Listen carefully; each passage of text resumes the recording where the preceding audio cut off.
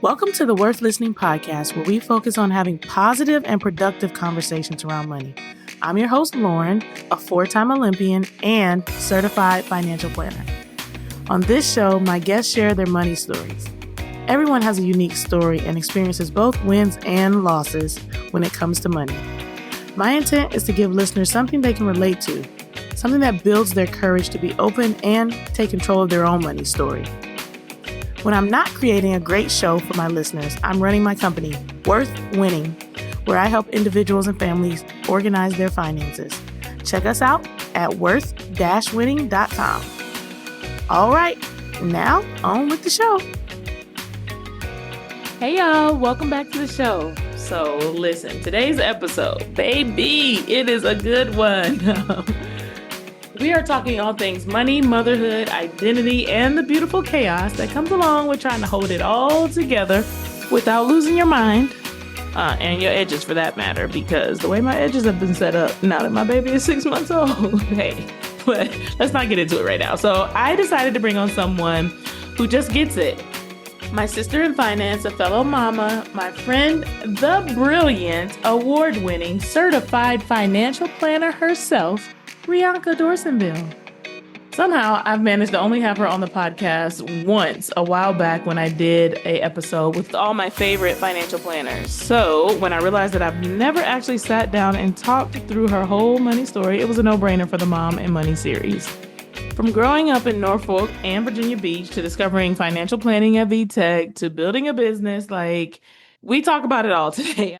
And Rianka came ready. So, I mean, when I say all, the first memories of money, including food stamps, things about taxes, how it all shapes the way that she thinks about generational wealth. We talk about the cost of raising kids in today's world, where frequently that village that everybody's talking about, it takes a village to raise a child, is usually something that you got to pay for.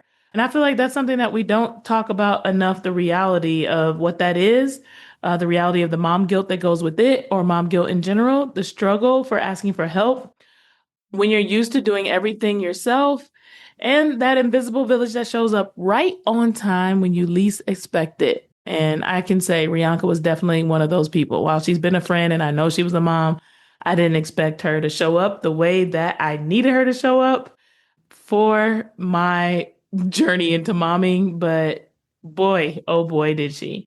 So yeah, this episode is full of laughter, truth-telling, the say it again moments. So without further ado, let's get to the money memoir of my girl, Rianka Dorsainvil. Riri, I am so happy to have you back on the show. I couldn't believe that I had never done your money story before. So if you don't know who Rianka is, you're going to know by the end of this episode. But you can also go back to episode 119 when I had a whole bunch of my female financial planner friends on, and we talked all things being a woman in finance. But that is not what today is about. Today is about momming, being a business owner, and who you are. So why don't we just start at the beginning and you just kind of give us a little rundown, like where are you from? Who's your family? How did you grow up? Give us kind of like, the basics, girl. Oh my goodness, what a journey we have been on, Lauryn. Just throughout our career, right? Just being these young whippersnappers, right? And excited with enthusiasm and energy and sleep. Sleep? What is that, right? Oh my goodness. To at the same time starting a business, right? And here we are almost 10 years in and still, which I'm grateful for, of doing life together, right? As a business owner and now as a mom, I'm just very lucky to have a really good mom tribe, which I'm sure we'll talk about in this episode. But a little bit about me before I get to mushy with my girl, Lauryn. My name is Rianka Dorsainvil. I'm a certified financial planner. I have been practicing financial planning for 15 years or more. Ooh, honey, baby, we old. I know. No, baby, honey. But we look good. Listen, face card never declines, okay? So,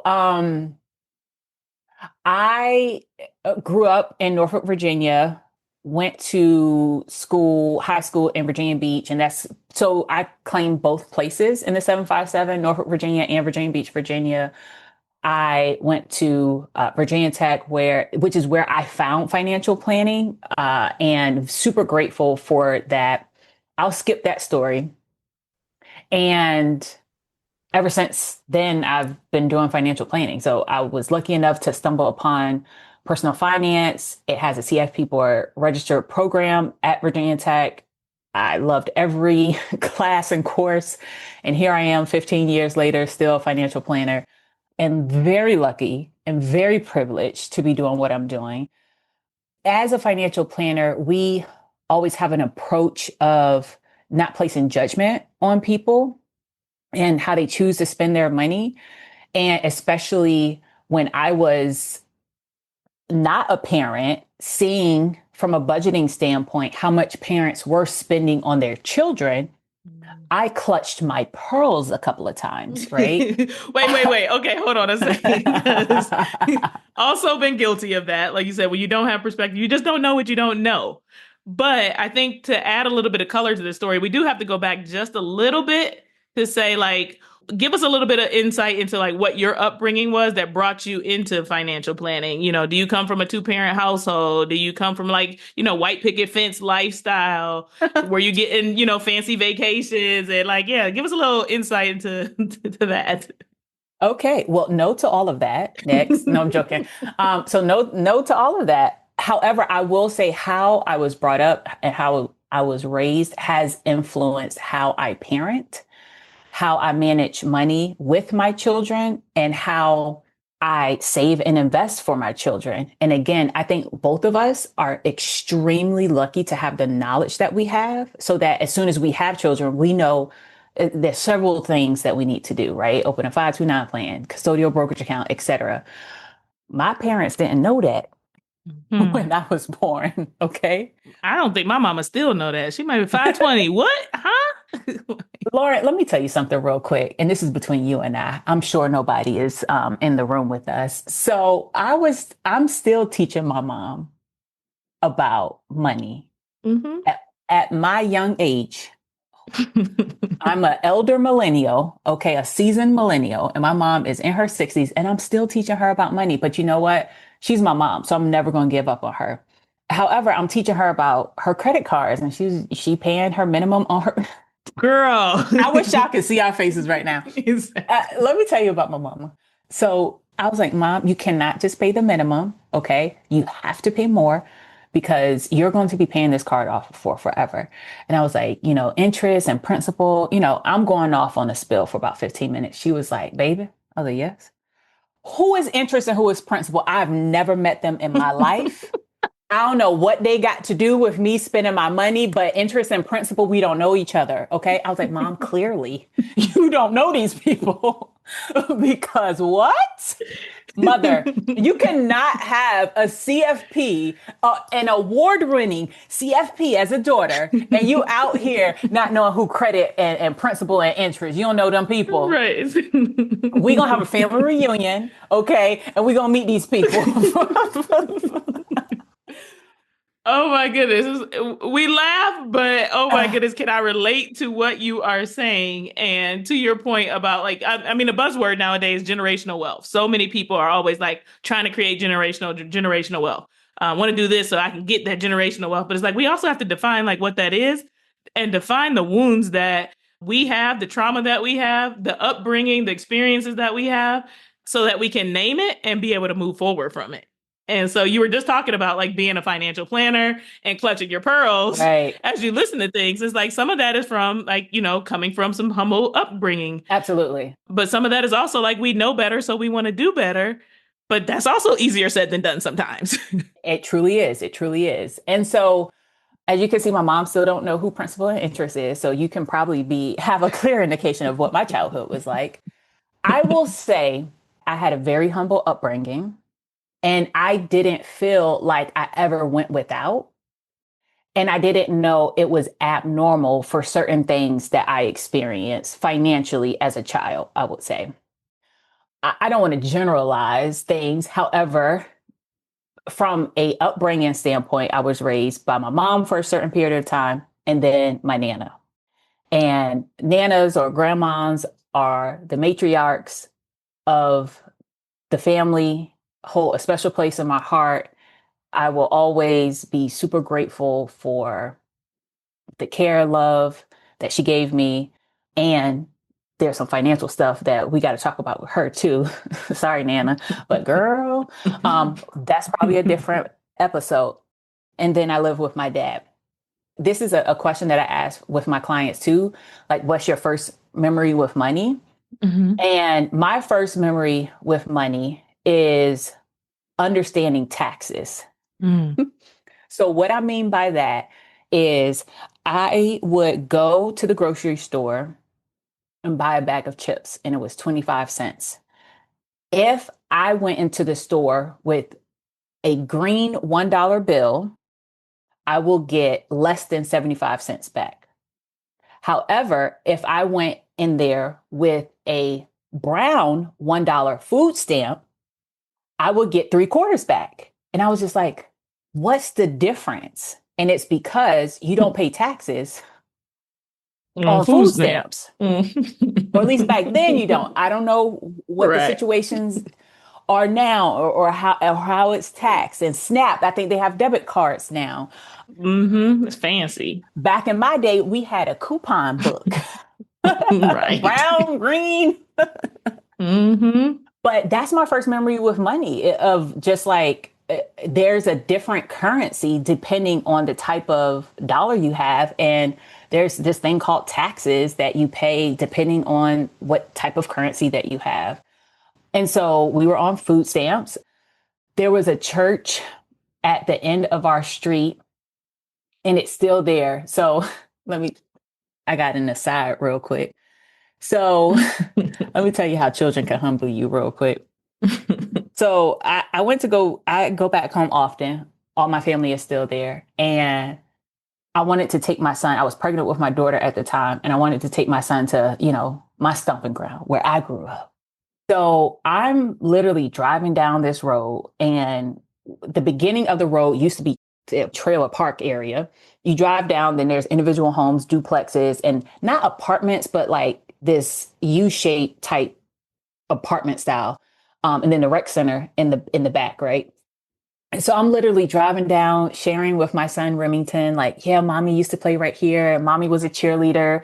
It was the Sharks. And, and he's just looking at me. Mind you, he 3, so I can't fault him. He's like, mommy, this is cool and all, but I'm hungry. And I'm just like, mommy, are we getting ice cream? Here I am, like almost in tears, like Right. seeing where I come from. Sharing the moment. At the end of the street, there's this white church, and it's still there. And right next to it was like a mini home, but it was kind of connected to the church, and that was a food shelter. And we used to go there often to get food. And again, like I didn't know it was abnormal to not go to the grocery store to get food. What I appreciated now looking back is that they made it feel normal. Like when we first walked in, we had like a little basket. They even had a cash register, but no money was exchanged. Now, looking back, and then we got a bag. It didn't feel anything different than going to a grocery store. And now I know that it was a food shelter that we were going to get food. Something that my children, and I'm super grateful to say, they will never have to experience that, Lauryn. And that right there is generational wealth. Amen, girl. If I do nothing else in life, right? We are super blessed and privileged just to be able to afford food to put on the table to feed our children. Like that is a true blessing. And so that combined with money memory and just like food and food stamps and different things like that. Like that's my first memory. And again, just knowing how our children are going to grow up, it also reminds me how we have to make sure they don't grow up entitled. Mm-hmm. And which might be another podcast episode as well. Right. We're going to have a 5-part series with Rianka in case right. I'm jotting it down. Right. The next episode is Nana right. and her woes. Right. But you bring up a really good point about the privilege that it is to be able to pay for the things that you want, to be able to choose what you want to eat, versus a very small selection at a place like a food bank. The quality of the food that you eat. And, that comes from the income that you earn. And so as a dual earning income household, there's certain things that you can afford that maybe other people can't afford. But, you and I talk all the time about the difference between cost and value and, being able to afford things and price. Like all those words mean something different to us as financial planner. And one of the things that we definitely talk a whole lot about is having to pay for a village because, there's an income, but also like in order to earn that income, it requires time away from your children to be earning. So talk to me a little bit about like what you've experienced in that realm as a working mom. Oh, man. Okay. I will say that's one of the things that I would love to write about. And we are growing up in such a different time than when we grew up, right? We are raising children at such a different time, speed, pace, work environment than our parents and when we were growing up. I think maybe at 8 years old, my mom used to like leave us in the house by herself. I'm here, so everything worked out well. And it was do not open the door, okay? And do not pick up the phone until the voicemail picks up and then you hear it's me and then you pick up the phone, right? And so there was no, my mom had a village, but it was like me and my brother, we were kind of watching ourselves. Nana would come in, but Nana was also working 2-3 jobs, so however, nowadays you cannot leave your kids home by themselves. They just have access to too many things and the world is just different. So what was very frustrating becoming a mom, 2 things. One, you lose control of everything. Mm. And, both of us are very A-type people. We have a calendar and whatever is on our calendar, we do. We're always on time for things. If we say that we're going to do something, the expectations are met, but not even met. They're exceedingly met. Okay. Right. So that was one thing I had to realize. And then that goes into you have to ask for help. Being a hyper independent person, because I was parentalized as a young child, I basically was raising myself and my brother before I was 10 years old. I was making sure that we were getting to school on time. I was making sure our laundry was done. So I have been hyper independent literally my entire life. And I have never asked for anything my entire life until I had kids. Right. And then what happened was. And then when you become a parent, while you're pregnant, you have an idea of how people will show up in your life, family and non-family. Okay. There is an expectation that you have of how people are going to show up in your life. And I will say, if you are an expecting mom or a mom to be, please drop all expectations of you have of anybody so you will not get disappointed. That was probably one of the hardest things, giving birth. And then to put on top of that, my first child was born March 2020 when the world literally shut down. Shut down. The whole world. Literally the whole shut world. Down. So that is in itself another episode. So now we're on 8 episodes. Right. So matter of fact, let's just have a series. Okay. We're just gonna call it the Rianka Show. Like, forget the name of this podcast. Listen, the woes of the motherhood, emphasis on hood. Um, so drop expectations, right? And then if you do have expectations of people, they don't show up or they don't show up how you expect them to show up. Again, you're disappointed. And then you're just like, all right, I have to hire help. Before, back in the day, there was a village, right? My aunt watched me. My nana watched me during the summer. We didn't go on summer vacations because there was no school. There was a family member that watched you. Now you have to plan for summer camps or a full-time nanny so that you can work 8 hours a day. And then on top of that, kids' school let out at 3:15. But you got to work until 5:30. I'm like, who set this up? Right. This system don't work right. The system is not set up for working families at all, because then it costs more to put your child and then into aftercare. I saw this again. So going back to what we were talking about in the beginning of this episode, the budgets that I used to see for families, being a freshly minted financial planner, I'm like, how are they spending all this? What is a summer camp? Again, it was spring break. We stayed home. You don't go on a family vacation because of spring break. I get it now. Mm-hmm. 2,500 on daycare. You just like, wait, to watch your kids? To watch the kids, girl. That's our mortgage. You go on spring break with your children so that your house is not Hurricane Remington and Romina. Okay. You want your house to stay intact. So you take them outside of your home. And let them tear up somebody else's. And let them tear up somebody else's. Hotel, a pool. They have so much energy, Lauryn. Like, wow. And on that same note, I understand why we pay the daycare providers what we pay them. Thank you.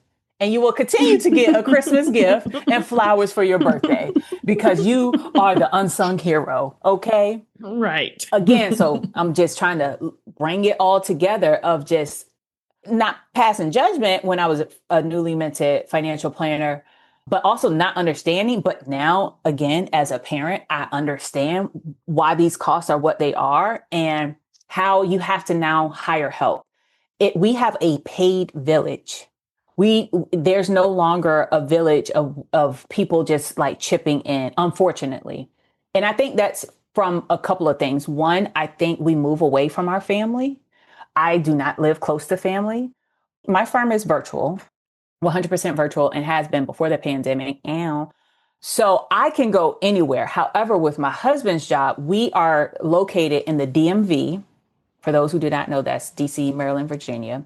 And we are here. So unlike other people who may be able to move back home or move back closer to their parents or have their parents move in with them, both of my parents have health situations going on. So they have specific doctors that they have to go to.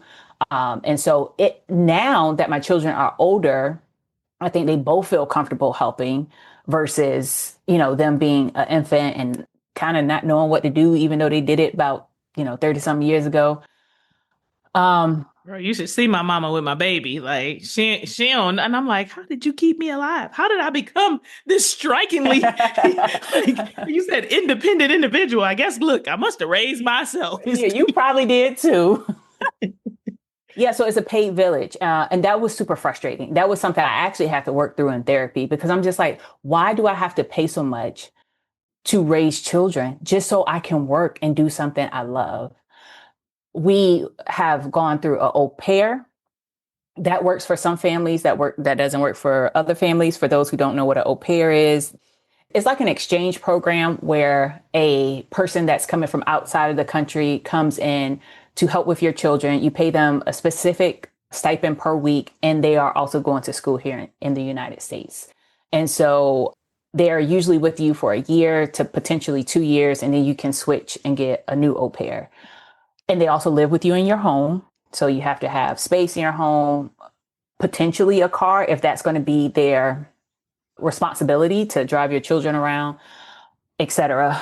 And then nannies. Let me tell you, Lauryn, it is so hard to find really good help. And it's like, listen, I'll pay you. but it's so hard to find good help. And going back to the control piece, I've had to really release a lot of control. I've had to release perfectionism that I have, even with work, right? Because if your child is sick, you're home tending to your child. It's not like, oh, let me still have my client meetings. I'm sorry, I need to reschedule. Right, because you don't want this little terror running around the back of these No, meetings, but also a sick child like needs to be tended to. yeah, or doctor's appointments. And so, but what I am super grateful for is my clients understand. Most of them are parents or their aunties or uncles or their godparents, or they just understand that, hey, your child comes first, which I greatly appreciate. But that took me years to, To not feel guilty. yeah, to accept myself of, letting my clients down. So, yeah, the pay village, and it's expensive. It is super expensive. I now understand how some parents try to balance or juggle or even do the math of, does it make sense for one parent to stay home, to be the homemaker, to be the economic engineer of the home, right? Mm-hmm. And for one parent to actually go to work, because daycare is that expensive now. And depending on where you live, it's astronomical, right? And so I totally get it. And I also understand why there's so many dinks in the world. For those who don't know what dinks are, double income, no kids. And when I tell you they are living their life and they are happy, they are living their life and happy because they're like, listen, we see the struggle. We saw the struggle with our parents. We see the struggle with our friends, and we don't want that life. We don't want that life. We got an episode for that too. We do. Listen. So yeah, it's, some things that you have to think about. Now, just putting my CFP hat on. One, what does support look like? Even before you get there, what does your parental leave look like? Maternity or paternity leave, and hoping that your spouse or significant other also have some sort of leave. It's super unfortunate that women have to bank hours for maternity leave because of FMLA. If you have 50 or fewer employees, by law, they don't legally have to offer maternity leave, but you can go out on FMLA, which is Family Medical Leave of Absence. It secures your job, but it don't give you no income. But it doesn't give you any income. And so again, when I was at my second firm, one of the women there, she was pregnant, and I would see her come to work sick. And I'm just like, you don't look good. You should probably go home. She's like, no, I got no days. Like, I got to bank all my hours. And I'm just like, ain't got no days. We need a maternity leave policy. Matter of fact, a paternity leave policy, because it's not the moms that just needs to be home. The other parent needs to be home too to help, right? Cause baby, if it was just me by myself trying to survive them first few weeks, like I still don't know how I made it. Look, with my partner, my sister, my mama flew in. We have in-house help.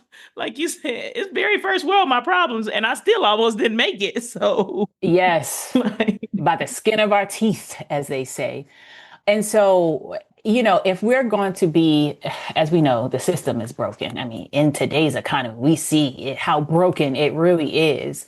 And now as a parent and as a firm owner, it was no question to offer paternity leave for my team, at least 4 months, because I am a mom. I know what those first few months are like.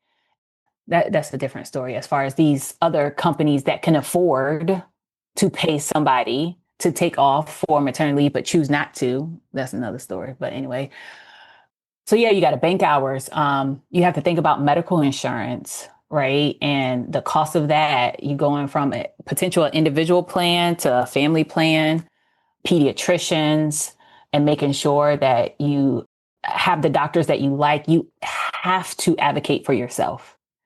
If you don't advocate for anything else, you advocate for yourself if you don't feel like the doctor is listening to you or hearing you, you find another doctor ASAP. I unfortunately have another experience with that with one of my friends.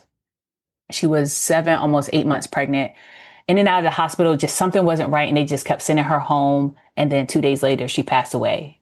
She had a stroke and something else, and they couldn't save her or the baby.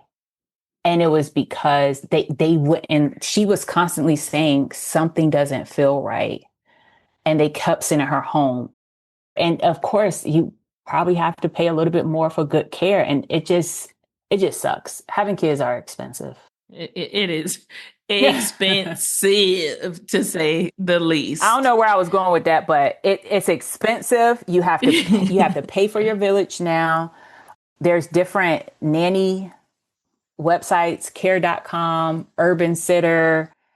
Depending on where you live, there's probably some sort of professional nanny service that will help pair you with a nanny.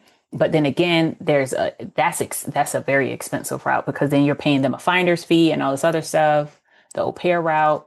And so if you can move back with family or have family move in with you, okay. And you also have to protect your peace. So you make sure you're mentally strong enough for whomever is moving in your house, because it's not worth your sanity. Right. Like I said, cost versus value versus price. That is what we're saying. There is a difference. There is a difference. But all in all, I'm grateful for the journey that I've had being a mom, the things that I've learned to not only sympathize, now empathize with other parents, understanding the cost to raise a child. I have always felt like I was an amazing financial planner, and not saying that to brag, but I love what I do. I'm really great. That is what it is. But what a privilege to be able to, like you said, do your work and also be a mom. And I think that is like the key piece of the puzzle. There's so many people out there that feel like they can only do one or the other. And you can do both. Like you're wrapping up this podcast. You're going to go, like, we got to finish up because you got to go get your child. But you had a full work day. So what would you say to, like, as we wrap up, to the working mom out there? Like, what's your one, like, big piece of advice, or that one, like, thought that you want to share with somebody who's out here, like you said, that may have that mom guilt because they're working to pay for this village or to pay for these people, or to, you're giving up time with your child and it's hard to balance it all. Like, what do you say to the working mom? I'll tell her what has been told to me, is that if it feels hard or if it feels difficult, that means you're a great mom. You are doing the hard things. You're making the tough decisions to set a foundation for your children in which they will grow to appreciate. Even if they don't appreciate or understand it now, they will eventually. Even now, right? To the different things that my parents have done, either my mom, my nana, or my dad, I get it now, right? And again, now at my age, I didn't get it at 18, at 19, at 20, in my 20s. But now as a parent, I've gone back and say, thank you. Or, man, I was a strong-headed individual and I get it now, because my 2-year-old is already giving it to me. She is giving it to me. Mm-hmm. But to the moms out there, if it feels hard, that means you're doing it right. And it's just like, but no, I don't want to wear the cape. Take this cape off of me. I don't want to be the strong woman no more. I don't want to be the strong mom. Don't give me that badge. I don't want that badge of honor. I don't want to thug it out to have the survivor badge. No, I get it. And even if you don't want that cape, it's still going to feel hard. And just know you do have a village. I have a question for you, Lauryn. This is something that I share with moms, is that there is a motherhood, right? Now, motherhood is the ghetto, right? The ghetto. The ghetto. And I say that in the most loving way, right? And if you're not a mom yet, you would not get this. But once you become a mom, you're like, Rianka was right. This is the ghetto. Because what is going on right now? Especially that first couple months, you're just like, did I shower today? Did I eat? What's that yesterday? What is today? But what I say to expecting moms and new moms is that there is a village. It's invisible. But once that baby comes, there is a village that you did not expect that will be there. Have you experienced that? Nice little setup. Yes, yes, and yes. So to go back, you mentioned where you had these expectations, this idea of how people were going to show up, and you were disappointed, and that was very, very much my situation. But then, rising out of the ashes was a whole new set of people. Like you said, you become a part of a community that you weren't in the club before. And people show up and show out in ways that you didn't even know were necessary. I ain't had no bras, y'all. Like Rianka was like, "Don't worry, girl, I got you." Because there's special type of bras that you have to wear when nursing or after giving birth, and your boobs are just heavy and sore and. Yeah. And you put that stuff on the registry and nobody want to buy nothing for the mama. Everybody want to buy a cute little onesie that the baby just going to throw up all over. In the meantime, I don't got no bras to hold this milk that this baby is throwing like. And so, yes, girl, yes. I 100% agree that there is a village that will rise up out of the ashes and will ride or die for you. And you will connect with a whole new group of people. Your circle will change. It doesn't mean you're going to get rid of everybody who was in your life previously. But like you said, there's some people that you thought like, oh, this is my bestie. We go way back to and they ain't seen or heard from while you out here struggling these mom streets. But then there's a whole new set of people that are just like, girl, let me call check on you. Let me make sure you alive. Like, let me bring you something to eat just because. Like, if she's 4 months old and somebody will just show up some days and I'll be like, oh my God, how did you know? Did Jesus send you? Right. Jesus and his disciples was just like, go check on Lauryn. I would say, so those are the two things. One is if it feels hard, you're doing it right. And then two, release any expectations that you have of anyone in your life so you don't get disappointed. And there is an invisible mom village that will rise and come to help and support you. Amen, amen, amen. All right. You got to go pick up this child from school. Yes. Y'all stay tuned. You got to like, subscribe, do all the different things if you want Rianka to come back for the 8-episode series. Just put in the comments, yes, to the series. We want to hear about all of it because me and Lauryn together, we just key and cut up. Exactly. But we're going to give it to y'all real. Right. My friend, I love you so much. I got to run so I can go pick up my son and then my daughter.